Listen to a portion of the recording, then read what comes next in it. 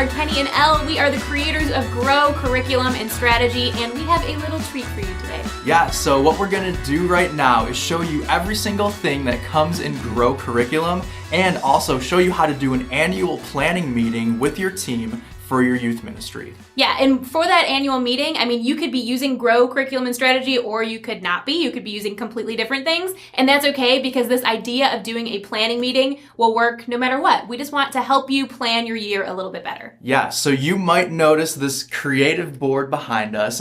We use these a lot. We've done videos with them, and people ask us, hey, can you show us a little more how you use these creative boards? And so what we've done, if you're a Grow subscriber, we're actually giving you a PDF with everything, all the cards. You can print them and cut them. If you're not a Grow subscriber yet, just follow along and you can steal our ideas and put them into your own annual strategy if you want to, and do your own creative meeting. But here's what we're going to do today. So first thing though we want to say is when you're doing an annual strategy and planning meeting for your ministry, don't do it alone. Get some more people in the loop. Elle, what are some ideas of people they could ask to come to this meeting? Yeah, sure. Well, if you have a staff, there's your answer. Get your team in the room. If you don't have an official paid staff though, some of your lead volunteers would be really helpful.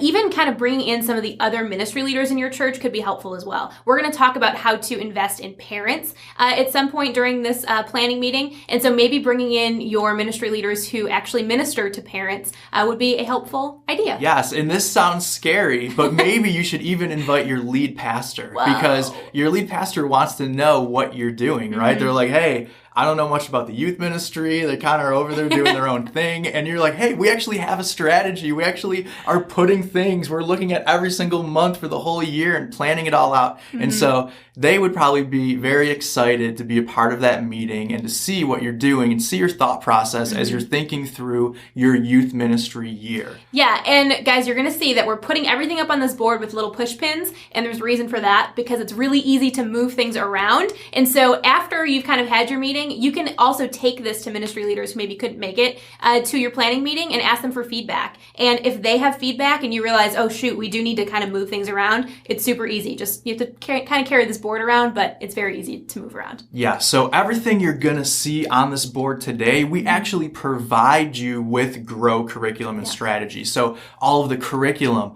all of the emails, all the meetings, the discussions, the conversations, the resources and celebration ideas and parent stuff and volunteer stuff and games and everything. We have created all of that, and that's all available in Grow Curriculum and Strategy. So when you're looking at this board, it might look overwhelming and like, oh my gosh, how am I going to do all this stuff? Well, we've done it for you. Now all you have to do is actually use it in your ministry. Yeah. So Elle, let's jump right in. Okay, I'm ready. I'm excited. So Kenny, first step, you got to put the months of your year up on your board, right? So if you're, like I said, if you're a Grow subscriber, we've created all of these cards for you. But if you're not, you can just write them down in your own cards or put them on a dry erase board or whatever you want to do. But so we have the months of the year already on this board. Yes, and they're color coded for a reason. So if you are a subscriber to Grow, you'll recognize this color scheme because we've color coded kind of all the pieces of what we do. But whether you are using Grow or not, you're going to need some kind of color scheme to keep all of your stuff kind of organized as you put this calendar together. Yes. Okay. So the first thing that we want to think about when we're looking at our youth ministry year is our discipleship strategy. Yeah. That's kind of like the most important thing in Grow Curriculum. And I think all youth ministries probably look through the lens of discipleship as what they're doing for the year. So Elle, I'm going to put some stuff up on the board and you tell us what I'm doing here. Well, okay. And I just want to back up one second too to say that we actually have 6 areas that we think you need to have a strategy for. And so we have 6 different colors of cards, 6 different strategies that we're going to kind of walk through. Discipleship is the first one. Yeah. Discipleship, curriculum, which is like teaching, games, volunteers, parents, and events. Yes. So we're going to give you a look at the entire year and a strategy for all of that. So discipleship goes first. It does. So we're going to start with the student piece. So the first 4 categories that we're going to walk through are all student related. And so when it comes to discipleship, guys, sometimes we make this mistake, at least we do, maybe you do too, of kind of forgetting to think about a bigger picture of a discipleship strategy. Like sometimes we just think, well, as long as I'm like preaching good sermons, then students are probably getting discipled.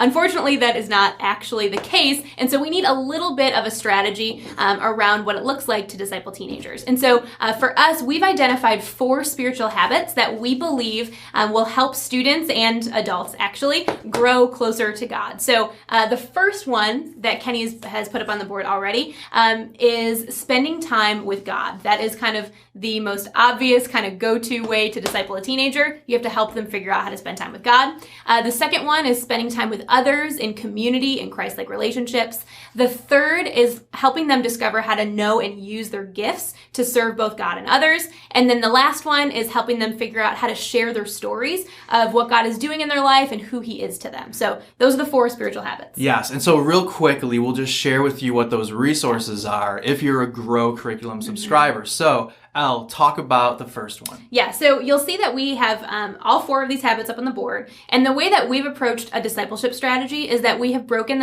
our year up into 4 quarters. And each quarter, we focus on one of those spiritual habits. And so the first one, if you think about your fall, which is August, September, October, we really believe that focusing on the spiritual habit of spending time with others is really important to put there. And so what we've done for Grow is we've created these small group party kits that are super fun. They're actually created by a guy that we got the privilege to work with for a couple years. His name is Eric Arnett, and he developed this idea. They're amazing. So basically you make these little kits for your small group leaders, and there'll be different themed party ideas like a movie night or like a spa day or a hiking adventure. And all of the resources and instructions come in this box so that your small group leaders can just like grab the box and then go do a party with their small group. Yeah, so for the first 3 months of our school year, and maybe your school year starts on a different month, you can shift all these things over. Like that's why it's all on cards. You can move it all around. But we've got spending time with others as the filter for our discipleship strategy, and our resource are those small group party kits. Yeah. So if we move on to the next 3 months, Elle, what does that look like for the winter? Yeah, so the next 3 is we're talking about using your gifts, and we believe that that's really important in the winter time because Christmas is there, and around Christmas time you already have some really natural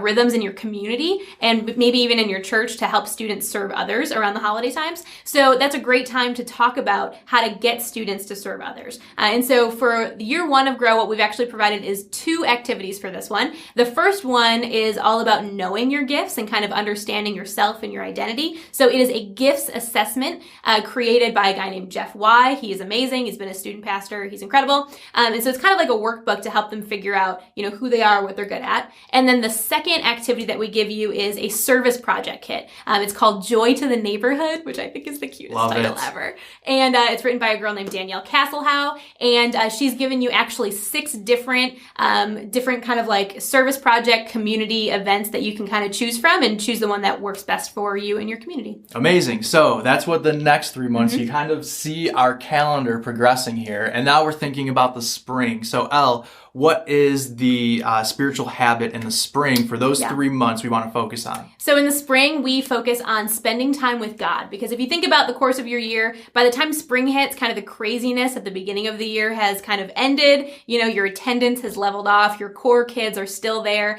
and it's a great time to really kind of hone in on how to really spend time with God through personal spiritual disciplines. And so what we've done for this one is we've created a 30-day devotional written by a guy named Mina Mwara. And it is so good. And it's just a 30-day kind of challenge to help students get into God's Word and to pray and to just spend time with God in meaningful ways. Amazing. So that's what we're doing in the spring. And then in the summer, we want to talk about sharing your story. That's kind of the filter of our discipleship strategy for those 3 summer months. Yeah. So you see that over here, May, June, July. Elle, can you kind of break that down real quick for us? What comes with that?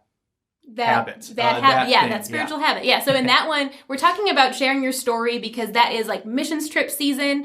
When we get into the curriculum piece, we're going to show you some other things that kind of go along with that as well. But for that one, we're working on this activity that is going to help students figure out how to share their story in meaningful ways. So kind of like thinking through the story of God's redemption and restoration in their life, and then how they can share that story with other people. Yes, amazing. So that's what our discipleship piece looks like throughout the entire year. So you kind of see it here, 4 different chunks that we filter our discipleship strategy through and the resources that we've attached to that. Now, now that we have that done, we Yeah. want to think about our curriculum, what we're teaching Yes. every single week. So in Grow, we've provided 50 weeks of teaching. I don't That's a think, lot. like a lot of curriculums are like, you know what, people don't teach for 52 weeks of the year. We'll give them 40 weeks. That'll be enough. We're like, you know what, we want to give them 50 weeks. So Just to be safe. yeah, so you know. we're giving you a ton of curriculum and there's a ton of stuff that comes in there. I'm going to start putting this on the board. Elle, can you talk a little bit about it? Yep, and we're moving on to a new color. You're going to see some red cards up on the board. And so I love that we are kind of thinking through putting discipleship up on that board first,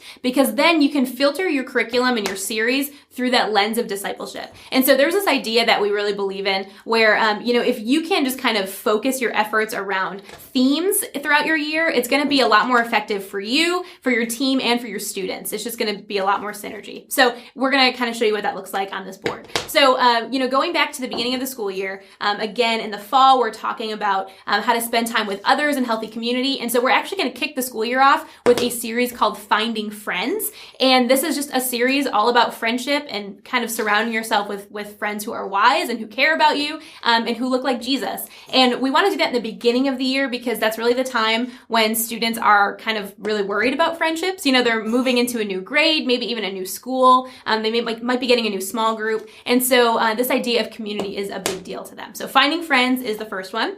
Second, we have a series called How to Be Awesome, which is all about making wise choices. And this is a series that is just really going to help students kind of practice discernment throughout the school year. And so again, we wanted to put that in the beginning of the year to help set your students up for success throughout the year to make sure they're making wise choices and not terrible ones. And Elle, can you kind of walk us through what actually comes with the curriculum? So the different pieces and everything that's involved with that. Yeah, I can. So, every single week of our curriculum comes with a big idea. So it is just a really simple sentence to kind of capture what you are going to be talking about. And it's easy for you to communicate then what that week's message is about, both to your students and to parents and to volunteers. So you've got that.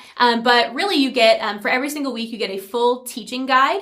So it's kind of like a really bulky outline of all of the content that you're going to be teaching. And so it's packed with scripture and fun stories and lots of really fun interactive things. Actually, we have something that we are calling our message builder. Do you want to talk about that, Kenny? Yeah, sure. So the message builder is basically like, if you ever use MailChimp, it's a drag and drop system. MailChimp uses it to build emails. We use it to build your messages. And so every single message in Grow comes in the message builder and you can edit it, create your own. On the right-hand panel, what you're dragging in are all these different elements of your teaching to help you be creative and inspiring and engaging. So maybe there's like a prop you want to use, or a song you want to use, or a video, or an interview you want to do, or some kind of time of reflection. You can drag those all into your message. There's about 15 different elements. Yeah. So we're super excited. All the things that were coming with this curriculum, like bumper videos and editable graphics and small group questions, and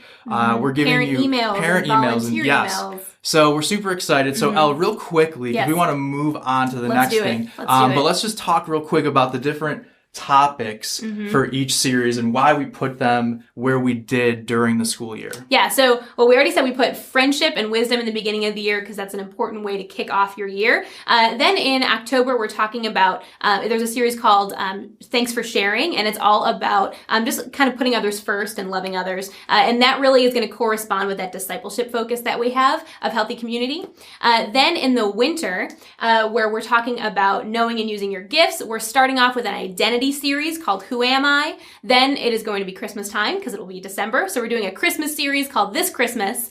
And both of those are going to really correspond with that idea of using your gifts. And then coming into the new year in January, we're doing a series called Junction. And it is a series all about hurt, about kind of where pain meets progress. And we're putting it there because we're kind of thinking, there's the holidays are hard for a lot of kids. So we're thinking if we can follow that up with a message about hurt and pain, that could be a good way to kind of help them with that. And then you're moving into the spring where we're talking about the spiritual habit of spending time with God. So we're starting with a series called Make It a Habit, and it's all about developing these spiritual habits in your life that are going to be helpful for growing closer to God. Then after that, we're going to kind of take a little bit of a sharp turn and talk about doubt because, it's great to talk about faith and building your faith spiritually, but you also have to acknowledge what it looks like to doubt sometimes. So we're going to do a series on that. Then it's Easter. So we're doing an Easter series called More Life. It is a 2-weeker. And then what do we have after that? Then we've got family series in April, series. Mother's Day, Father's Day, all those things are happening. And then we get into the summer where we're talking about sharing your story as our discipleship filter. Yeah. So we've got a series on evangelism, we've got a series on justice, and we've got a series on Jesus. Yes. And so as you're looking at your calendar, we're doing this to show you, think about the different times of the year, why you're teaching what you're teaching. And we've kind of put that together for you in Grow. But if you're not using Grow, then you can figure that out for your own ministry. So that's our curriculum strategy and how we would plan it out for the year and look at that together with our team and decide what we're going to teach. So, Elle, what's the next piece to this? Yeah, so the next piece, we're still talking about students. And so those are kind of like some heavy pieces we just put in there. So now we're going to take a little bit of a break. We're going to do something kind of fun. We're going to talk about games. And maybe it seems weird to have a strategy surrounding games, but we've said this in a few different places, but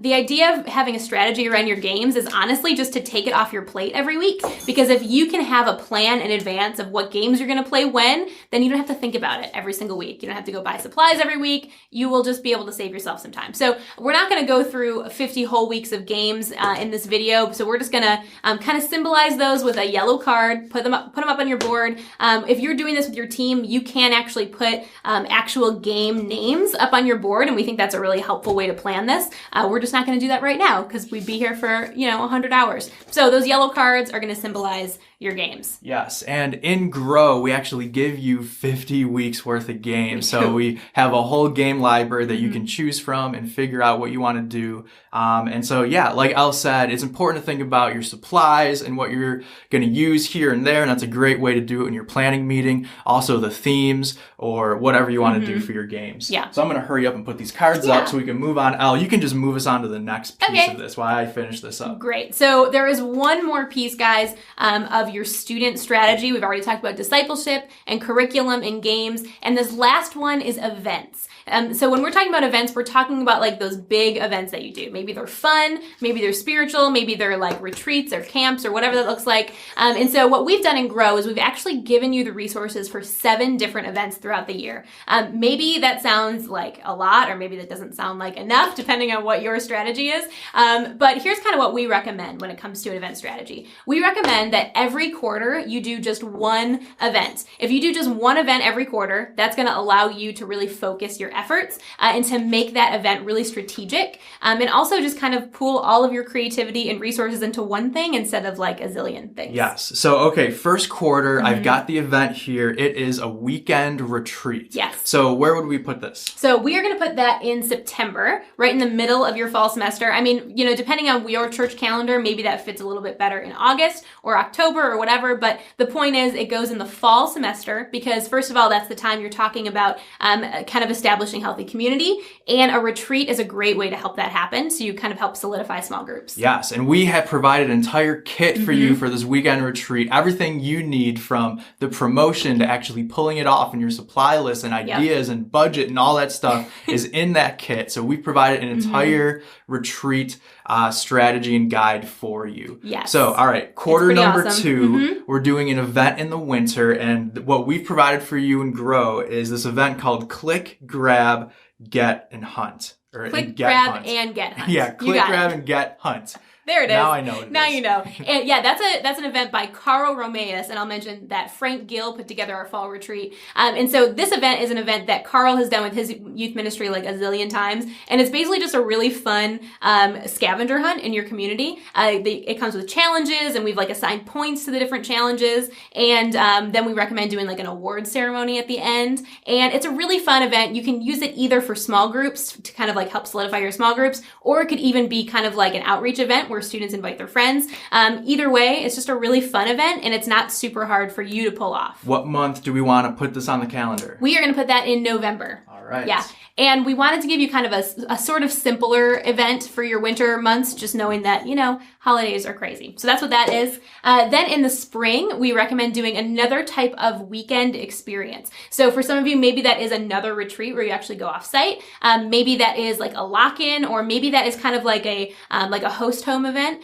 Whatever you kind of decide to do, we're actually preparing some content that's going to be flexible enough to use in a few different ways. It's created by a guy named Zach Workin from After 9, and he is awesome. He's making some really good stuff. And the theme of that is like counting the cost. So it's like a really discipleship kind of oriented event to go along with spending time with God. Yes, and so where do we want to put this on the calendar? That one is going in March. Here we go. I think. We're putting it there. And you can put it, and that's the thing, you can put it wherever you want, like whatever fits your schedule. This is just kind of like if we were running a youth ministry, we thought through when would be good. We're sticking it in March. That's where it's going. That's where it's going today anyway. And so that's what the spring event looks like. And then for the summer event, we're doing an event called Pineapple Mayhem, written by our friend Lydia Miller. And it is just like a really fun, like pineapple themed summer crazy event. So it's super fun. There's not like a teaching component. It's really just a moment to kind of get your students together and have some fun. That's going to be happening in June. And again, that's sort of like just another kind of event that you don't have to think a ton about, but we're going to give you all the resources to make that happen. So those are what our 4 quarterly events look like. But I did mention a few other events that we have too. So for most youth ministries, you do some kind of missions experience in the summertime. So what we are providing is a foreign missions experience kit written by our friend Jonathan Moya from Experience Mission. And his team, not just him. He wanted to make sure he said the complete team. A lot of people working on it at Experience Mission put this together to help youth pastors think through how to do an international missions trip. Oh my gosh, it's going to be so good. Like the stuff that they are giving us is unbelievable. So it's like all of the things, if you've never planned a missions trip before, this is going to help you figure out how to do that. And even if you have planned a missions trip before and you're super good at it, this will kind of take some of the, manpower off of you and your team. And so we put that in July because that's when most of you guys are doing missions trips. And then also the last event that we're going to put on the calendar is a summer camp. Yeah. Maybe you only do one, like a mission trip or a summer camp. We're going to put this in July, and we've created an entire summer camp kit for you. Elle, talk about that. Olivia Endicott Moore put that together for us. She is from Bolts and Feathers, and she is like an event queen. She's unbelievable. So she made that for us.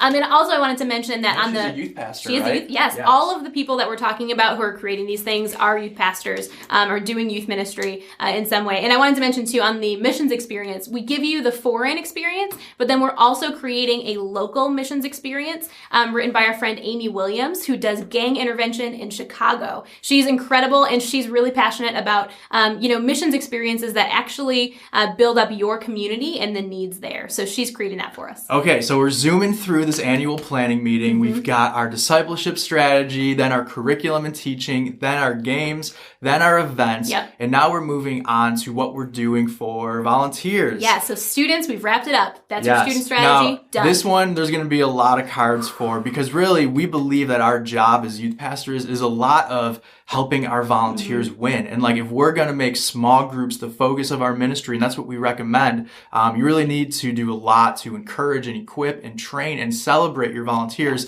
So all of that is represented on these cards. And so let's kind of just go through these pretty quickly so we can let the people go do it themselves. Right. Yeah, that's perfect. So I do want to mention we have 7 different ways to invest in your volunteers. And so all 7 of these are going to show up on this board. When we say 7, maybe that sounds like overwhelming, but hopefully we're going to show you a way to make this not overwhelming. So first thing, events for your volunteers. You need some kind of event.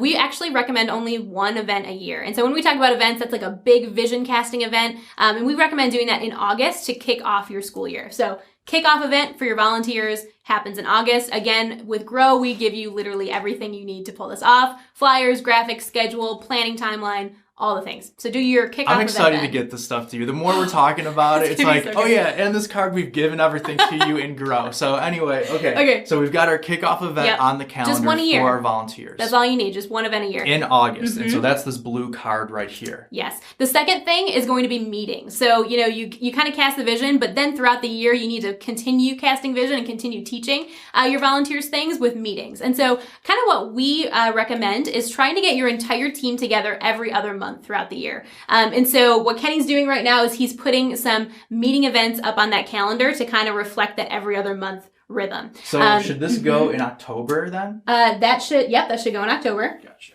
And then in December, that would be kind of the next slot. But guys, it's December. You don't really want to do a meeting. So Kenny's actually going to put a Christmas party up there instead. You're still getting all your volunteers together, but you're just not training them. You're just having fun with them instead.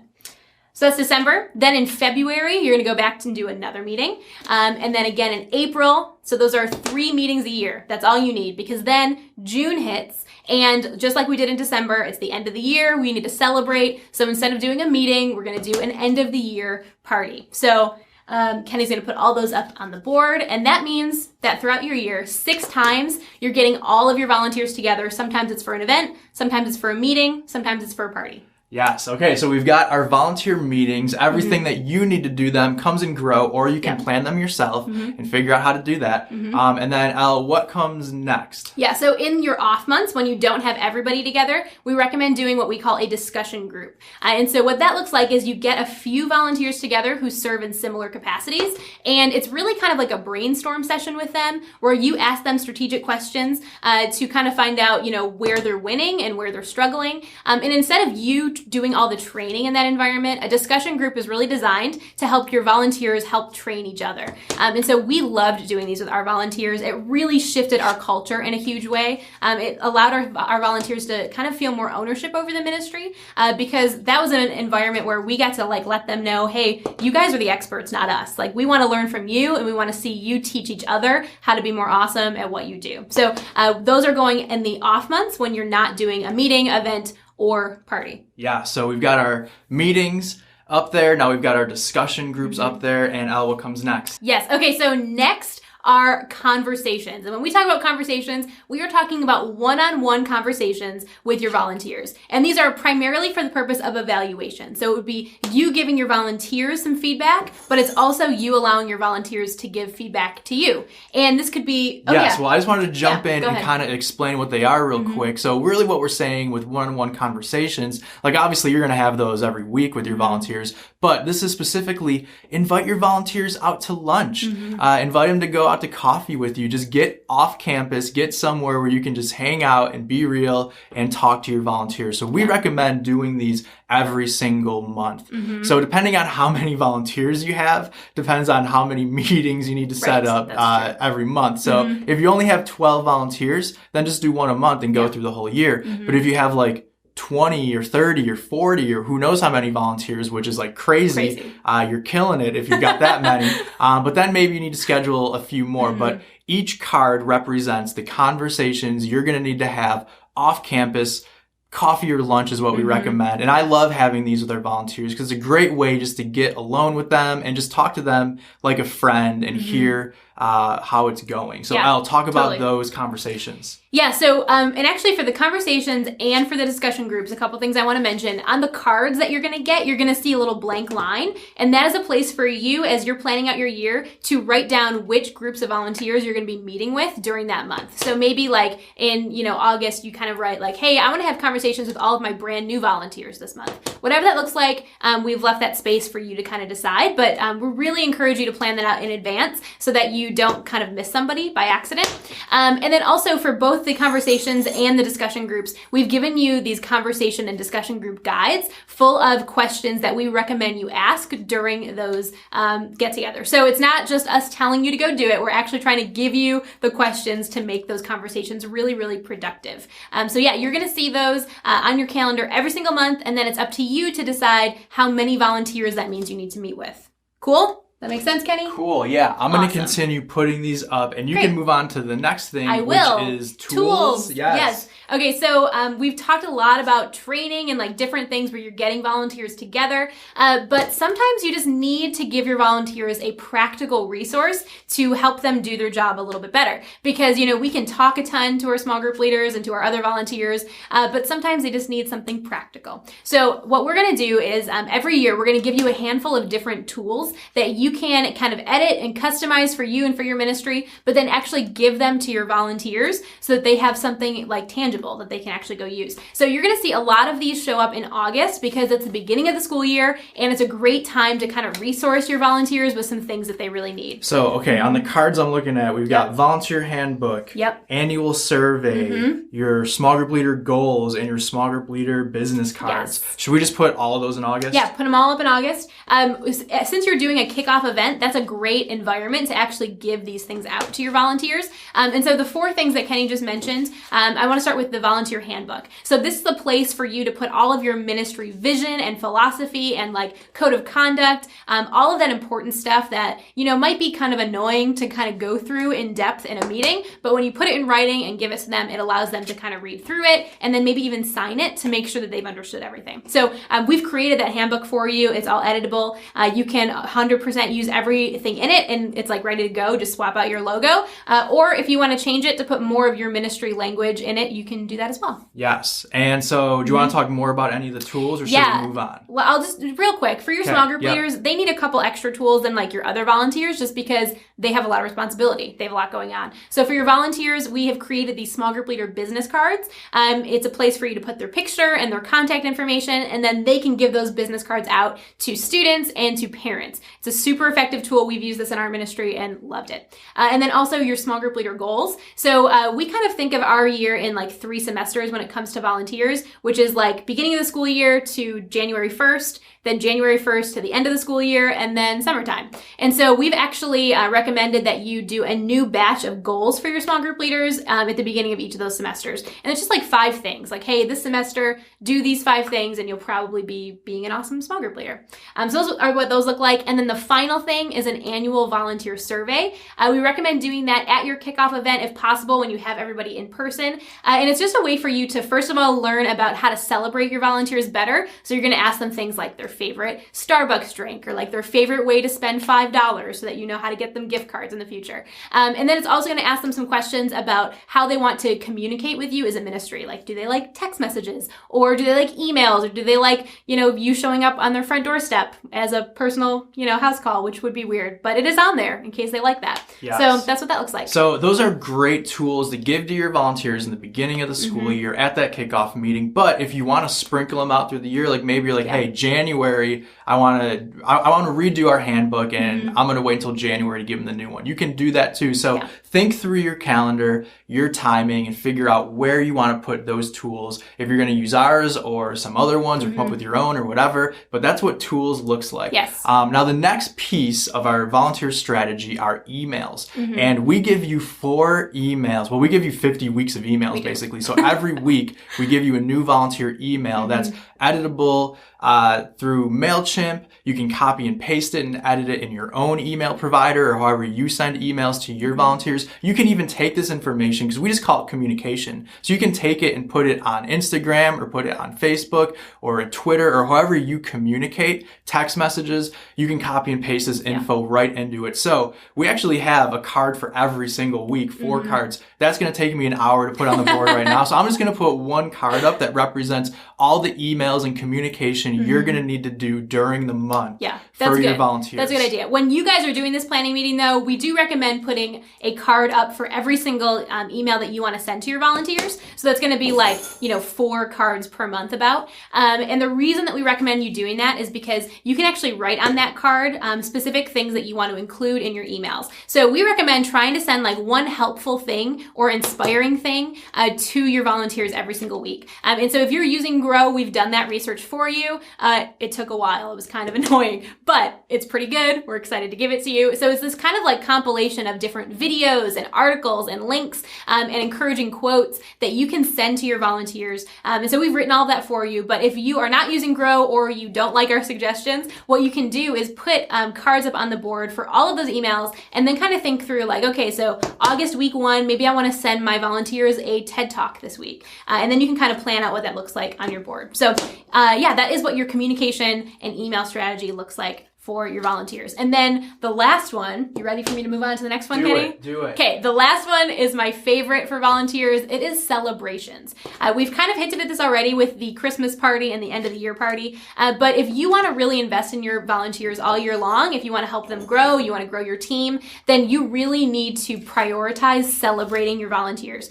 So what we've done is, and we encourage you, like, hey, every month you should do certain things. Like, you should probably send birthday cards to any volunteers whose birthday it is. You should send thank you cards on maybe a weekly basis, just for people who have like done something awesome or who you want to just say hi to and tell them thank you for serving. But there's also a fun monthly thing that you can do and that we've planned out for you. We recommend every month choosing one holiday, and if there's not a real holiday, you can choose a weird holiday. Yes. And what I'm celebrate doing that. is taking all of these celebrations and putting them every month. So like Elle said, we've given you one for each month. I love the weird holidays. They're so fun. So while I do this, talk about these celebrations. Okay, so we've just chosen these kind of like weird holidays, and then figured out a way for you to spin it in a way that appreciates your volunteers. So for example, there's like National Miniature Golf Day, which is a real holiday apparently. And so we were thinking, why don't you just set up a little mini golf course? We kind of provided a link for like either how to make that or where to get one from, and just do a little mini golf competition for your volunteers as they walk through the door. Something silly and fun, but just to let them know, like, hey, I was thinking about you. Isn't there like National Cake Decorating Day? Yeah, that's a good one. National Cake Decorating Day. What we did for that is we recommend that you just get like a blank kind of sheet cake or make a cake, whatever you want to do, and just have it blank, like frosted, but nothing on it, and then have a ton of like sprinkles and frosting and just like things that your volunteers can decorate the cake with. And then at the end of the service, you guys can all eat the cake together and have a little party. And we even made this little like kind of cheesy sign for you that says something about like, everything's always better when you're involved or something like that. I can't remember what it says right now, but just like a cheesy way to be like, hey, this is a weird holiday. We're going to celebrate it. And we appreciate you at the same time. Another one is Backward Day, which is, I think, in March. National Backward Day. And so we made these little thank you cards for you, but they're all backwards, so they have to read it in a mirror. So we've given you all these celebrations. We're super excited. And then that's it for our volunteers, right? Yeah, so we're done. That's volunteers. what our volunteer strategy looks like a lot, but we've created it for you. And really, the bulk of it is things that you just need to copy and paste and send, or an event that you're going to want to do anyway, or a conversation you're going to want to have anyway. So really, what this calendar is doing for you is just reminding you and keeping you on track.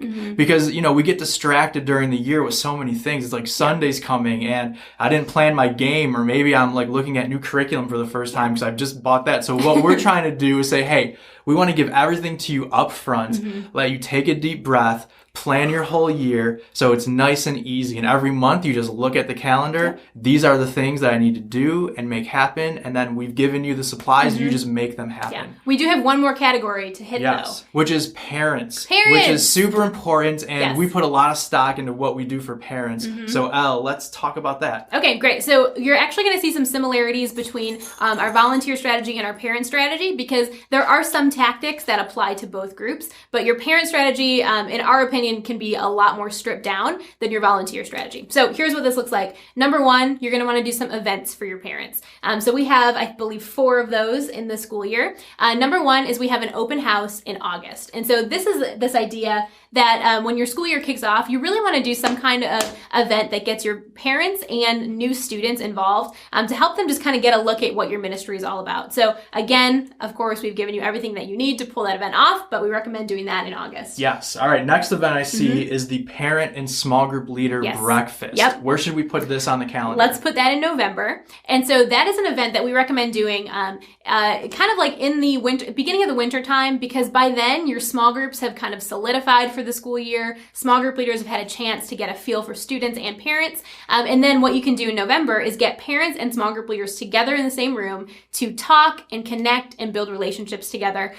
We kind of created these like really fun placemat conversation starters for you. And so when they're sitting at that table, looking a parent in the eye and wondering, what am I supposed to say to this parent? They have some conversation starters to get started. That's one of my favorite events. We do it every single year and it's amazing. And then we have 2 more events. We've got a guy's night and a girl's night. Yeah. What does that look like for parents, and where do we put them? So let's put those in April. I mean, really, again, this is kind of up to you of where you place them. We're putting them in April just because we're doing a family series in April. And so we thought it would be fun to do some events that get parents and their teenagers connecting. And so for year one, what we're going to do is we're going to do a mother-daughter event and a father-son event. But the reason that we're kind of calling them guys' night and girls' night is because we want to make sure that we're including students who don't have moms or dads in their home and who instead have mother figures and father figures. And so the idea is just to kind of create an environment where these parent figures of these students can really invest in them, spend time with them, have fun with them, but also do something that's really meaningful and sweet. And so like the dads and the father figures, they are going to be writing these like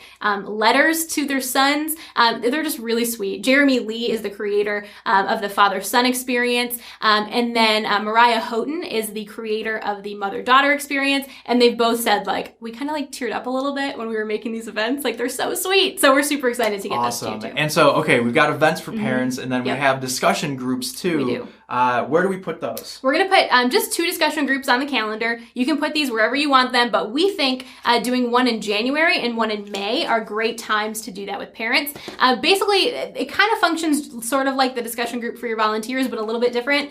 When you do a discussion group with parents, it's really kind of like you're trying to get some feedback and insight from them. So you don't want to get parents who are like all in the kind of the same boat. You want to try to get a diversity of parents who represent a diversity of students. And then just get them in a room and ask them questions like, hey, what's like the best thing about parenting a teenager? What's the hardest thing? What are you learning? What can our ministry do to better serve you? And just allow them to give you some feedback. Yep. And so we've created those discussion group guides, right? And everything you need for them. So amazing. So, okay. So we've got events and discussion groups. And now we have tools. We've got some tools for parents too.